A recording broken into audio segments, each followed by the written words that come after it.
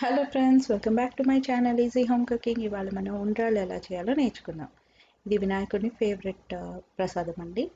So ఈ వినాయక చవితికి మీరు కూడా చేసి దేవునికి పెట్టండి ప్రసాదంగా. సో దీనికోసం ఒక కప్ రైస్ ఫ్లోర్ కోసం నేను 1.5 కప్ వాటర్ వేసుకున్నాను. కొంచెం సాల్ట్ వేసుకొని బాయిల్ వచ్చే వరకు పెట్టాను. తర్వాత రైస్ ఫ్లోర్ వేసి గరిటెతో కలిపేసి ఒకసారి మొత్తం అంతా మిక్స్ అయిందో లేదో చెక్ చేసుకుని తర్వాత స్టవ్ ఆఫ్ చేసేసి మూత పెట్టి ఒక 10 మినిట్స్ అలా వదిలేసాను. ఆ తర్వాత చూసారా అంతా కొంచెం కలిసిందో లేదో చెక్ చేసుకున్నాను. మరీ ఎక్కువసేపు చేయొద్దండి, ఫాస్ట్గా చేసేసుకుని మూత పెట్టేసి ఒక 10 మినిట్స్ పక్కన పెట్టండి. తర్వాత ఆ మిక్చర్ని ఇంకో బౌల్లో తీసుకోండి. ఇది ఇంకా కొంచెం వామ్గానే ఉంటుంది, మరీ అంత చల్లగా ఉండదు.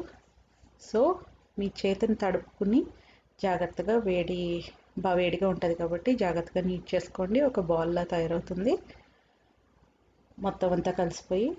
దాని తర్వాత ఇడ్లీ రేకులకి కొంచెం గ్రీస్ చేసుకోండి నెయ్యితోటి. ఆ తర్వాత చిన్న చిన్న ఉండ్రాళ్ళు చేసి చిన్న చిన్న బాల్స్ లాగా అన్నమాట చేసి దాంట్లో పెట్టి సేమ్ మన ఇడ్లీని ఎలా ఆవిరి మీద ఉడకబెట్టుకుంటామో అంతే వాటర్ బాయిల్ అయ్యాక ఈ ప్లేట్స్ పెట్టేసి మూత పెట్టండి. నేను కుక్కర్లో చేస్తున్నాను కాబట్టి విజిల్ పెట్టట్లేదు. మీడియం టు మీడియం లో ఫ్లేమ్ మధ్యలో 8 మినిట్స్ కుక్ చేశాను. అంతే, అయిపోయింది. బెల్లంతో దేవునికి ప్రసాదంగా పెట్టండి. చాలా ఇష్టం వినాయకుడికి. మీరు కూడా ట్రై చేయండి. ఎలా వచ్చిందో నాకు కమెంట్స్లో చెప్పండి. నా ఛానల్కి సబ్స్క్రైబ్ చేసుకోండి, లైక్ అండ్ షేర్ చేయండి నా వీడియోస్ని. ఇంకా మంచి మంచి రెసిపీస్తో మేము ముందుంటాను. ఇంట్లోనే ఉండండి, సేఫ్గా ఉండండి. Thanks for watching. Bye bye.